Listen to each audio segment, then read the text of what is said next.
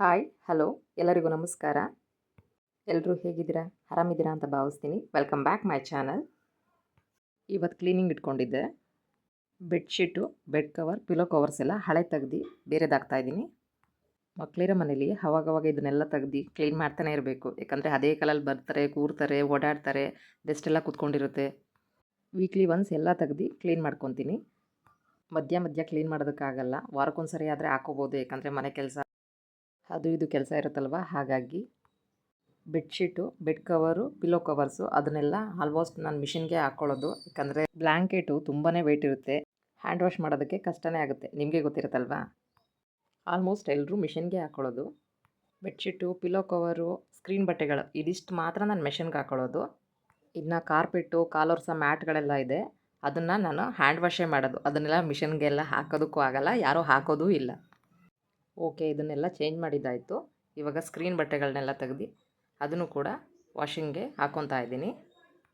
Washing ಮಿಷಿನ್ಗೆ ನಾನು powder ಎಲ್ಲ use ಮಾಡಲ್ಲ, ಜೆಲ್ ಯೂಸ್ ಮಾಡ್ತೀನಿ. ತುಂಬಾ ಚೆನ್ನಾಗಿರುತ್ತೆ. ಡಿಟರ್ಜೆಂಟ್ ಪೌಡರ್ ಹಾಕೋರು ಹಾಕ್ತಾರೆ, ಬಟ್ ನಾನು ಹಾಕಲ್ಲ. ನಾನು ಏನಕ್ಕೆ ಹಾಕಲ್ಲ ಅಂತ ಅಂದರೆ, ವಾಷಿಂಗ್ ಆದಮೇಲೆ ಪೌಡ್ರೆಲ್ಲ ಸ್ವಲ್ಪ ಬಟ್ಟೆ ಮೇಲೆ ಹಾಗಾಗೇ ಇರುತ್ತೆ, ಅದು ಮತ್ತು ಮಾರ್ಕ್ ಉಳ್ಕೊಬಿಡುತ್ತೆ. ಹಾಗಾಗಿ ಈ ಥರ ಜೆಲ್ ಯೂಸ್ ಮಾಡ್ಕೊಳ್ಳೋದ್ರಿಂದ ಸ್ಮೆಲ್ ಕೂಡ ಚೆನ್ನಾಗಿರುತ್ತೆ ಮತ್ತು ಕಲೆ ಎಲ್ಲ ಆಗಲ್ಲ.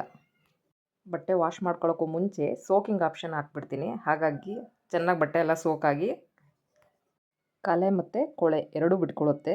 ಅದಾದಮೇಲೆ ನಾನು ವಾಷಿಂಗ್ ಬಟನ್ ಪ್ರೆಸ್ ಮಾಡ್ತೀನಿ. 30 to 45 ಮಿನಿಟ್ಸ್ ಆಪ್ಷನ್ ಇಟ್ಟರೆ ಬ್ಲ್ಯಾಂಕೆಟ್ ಎಲ್ಲ ಚೆನ್ನಾಗಿ ವಾಶ್ ಆಗುತ್ತೆ. ಮಿಷನಿಗೆ ಹಾಕೋದ್ರಿಂದ ಬಟ್ಟೆಗಳು ಆಲ್ಮೋಸ್ಟ್ ಮುಕ್ಕಾಲು ಭಾಗ ಡ್ರೈ ಆಗಿ ಬರುತ್ತೆ. ಒಂದಷ್ಟು ಮಡಚೆ ಬಟ್ಟೆ ಇದ್ವು, ಸರಿ ಅದನ್ನು ಮಡಚಿಟ್ಬಿಡೋಣ ಅಂತ ಅಂದ್ಬಿಟ್ಟು ಬಟ್ಟೆಗಳನ್ನೆಲ್ಲ ತಂದು ಹಾಕ್ಕೊಂಡೆ. ಪಾಪು ಸಾಂಗ್ ಹೇಳ್ಕೊಂಡು ಆ ಕಡೆಯಿಂದ ಈ ಕಡೆ ಓಡಾಡ್ತಾ ಇದ್ಲು. ಅಡುಗೆ ಎಲ್ಲ ಮಾಡಿ ಇಟ್ಕೊಂಡಿದ್ದೆ, ಸ್ವಲ್ಪ ಮುದ್ದೆ ಮಾಡೋದಿತ್ತು. ಇನ್ನೇನು ಡ್ಯೂಟಿಯಿಂದ ಯಜಮಾನ್ರು ಬರೋ ಟೈಮ್ ಆಯಿತು. ಬಟ್ಟೆಗಳನ್ನೆಲ್ಲ ಎತ್ತಿಟ್ಟು ಮುದ್ದೆ ಮಾಡೋಣ ಅಂದ್ಬಿಟ್ಟು ಹೋದೆ. ಯಜಮಾನ್ರು ಕೂಡ ಬಂದರು. ಸ್ವಲ್ಪ ಏನೋ ಕೆಲಸ ಇತ್ತು ಅಂತ ಕೆಲಸ ಮಾಡ್ಕೊತಾ ಇದ್ರು. ನನಗೂ ಸ್ವಲ್ಪ ಕೆಲಸ ಇತ್ತು. ಈ ವ್ಲಾಗ್ನ ಇಲ್ಲಿಗೆ ಸ್ಟಾಪ್ ಮಾಡಿ ನೆಕ್ಸ್ಟ್ ಡೇಗೆ ಮತ್ತೆ ಅದನ್ನೇ ಕಂಟಿನ್ಯೂ ಮಾಡ್ತೀನಿ. ನಿನ್ನೆ ಊಟ ಎಲ್ಲ ಮಾಡಿ ಸ್ವಲ್ಪ ಟಿ ವಿ ನೋಡ್ಕೊಂಡು ಮಾತಾಡ್ಕೊಂಡು ಮಲ್ಕೊಂಡ್ವಿ. ಈ ವಿಡಿಯೋ ಇವಾಗ ಕಂಟಿನ್ಯೂ ಮಾಡ್ತಾಯಿದ್ದೀನಿ. ನಾನು ಹೇಳಿದ್ನಲ್ವ, ಕಾಲೊರ್ಸೋ ಮ್ಯಾಟ್ ಎಲ್ಲ ಒಂದಷ್ಟು ಇದ್ವು, ಅದನ್ನೆಲ್ಲ ಚೆನ್ನಾಗಿ ನೆನೆ ಹಾಕ್ಬಿಟ್ಟು ವಾಶ್ ಮಾಡೋಣ ಅಂದ್ಬಿಟ್ಟು ತಗೊಬಂದಿದ್ದೆ. ಸ್ವಲ್ಪ ಹೊತ್ತು ಚೆನ್ನಾಗಿ ನೆನೆಸ್ಬಿಟ್ಟು ಬ್ರಷ್ ಮಾಡಿ ವಾಶ್ ಮಾಡಿಬಿಟ್ಟು ಒಣಗಾಕಿದೆ. ಇವತ್ತು ಬಿಸಿಲು ತುಂಬಾ ಚೆನ್ನಾಗಿತ್ತು, ಮ್ಯಾಟು ಚೆನ್ನಾಗಿ ಒಣಗ್ತು, ಅದೇ ಖುಷಿಯಾಯಿತು. ನಾವು ಒಗ್ದಾಕಿರೋ ಬೆಡ್ಶೀಟು, ಈ ಬಟ್ಟೆಗಳು ಎಲ್ಲ ಚೆನ್ನಾಗಿ ಡ್ರೈ ಆದರೆ ಬಿಸಿಲಲ್ಲಿ ಸ್ಮೆಲ್ಲೆಲ್ಲ ಬರಲ್ಲ. ತಗೊಬಂದೆಲ್ಲ ನೀಟಾಗಿ ಮಡಚಿದ್ದೆ. ನಮ್ಮನೆ ದಾಸವಾಳದ ಗಿಡದಲ್ಲಿ ಒಂದು ಹೂವು ಬಿಟ್ಟಿತ್ತು. ಎಷ್ಟು ಚೆನ್ನಾಗಿತ್ತು ಅಂದರೆ ನೋಡೋದಕ್ಕೆ, ಏನೋ ನಮ್ಮ ಗಿಡದ ಹೂವು ಅಲ್ವಾ ಅನ್ನೋದೊಂದು ಫೀಲು. ಇದಾಗಿತ್ತು ಇವತ್ತಿನ ನನ್ನ ವ್ಲಾಗ್.